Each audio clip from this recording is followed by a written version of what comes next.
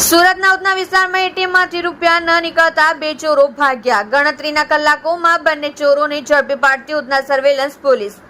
સુરતના ઉધના વિસ્તારમાં એટીએમમાંથી ચોરીનો પ્રયાસ. બે ઈસમોએ એટીએમ તોડી રૂપિયા ચોરવાનો કર્યો પ્રયાસ. રૂપિયા નહીં નીકળતા બંને ચોર ભાગી છૂટ્યા.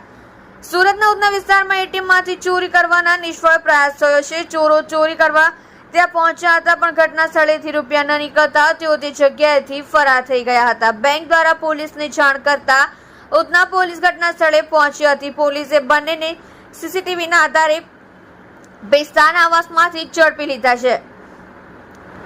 29 મે 2024ના રોજ ઉધનામાં એટીએમમાં ચોરીની ઘટના બની. ઉધના પોલીસે ઝડપી લીધેલા આરોપીઓ એટીએમ મશીનમાંથી કિમિયા કરતા હોવાનું સામે આવ્યું હતું. પોલીસને ફરિયાદ મળી હતી કે મશીનમાં રૂપિયા ઉપાડવા છતાં લોકોના રૂપિયા ફસાઈ જતા હતા, પરંતુ રૂપિયા ન મળતા હતા, જેથી પોલીસે તપાસ કરતા બે આરોપી રમેશચંદ્ર રામ આશરે અને રજનીકાંત રામ નરેશ દીક્ષિતને ઝડપી લીધા હતા.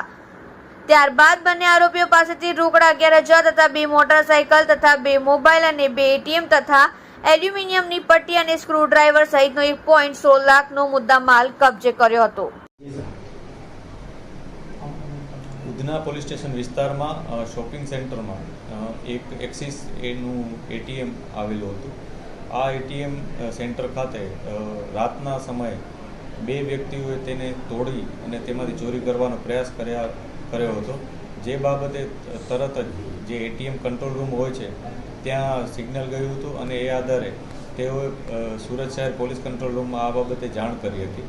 જે જાણ થતાં જ ઉધના પોલીસની ટીમ તરત એના ઉપર કાર્યવાહી કરવા લાગી ગઈ હતી. જેમાં સ્થળ ઉપર વિઝિટ કરતા જે એટીએમ મશીન જે હતું સેન્ટર, ત્યાં જે મશીન હતું એ તૂટેલી હાલતમાં હતું અને ત્યાંથી બે વ્યક્તિઓ ત્યાંથી નીકળી ગયા હતા એ પ્રકારની માહિતી પોલીસને મળી હતી. પોલીસે આ બાબતે તપાસ કરતાં બે અજાણ્યા ઈસમોની તપાસ શરૂ કરી હતી, જેમાં આગળ જઈને સફળતા મળી હતી.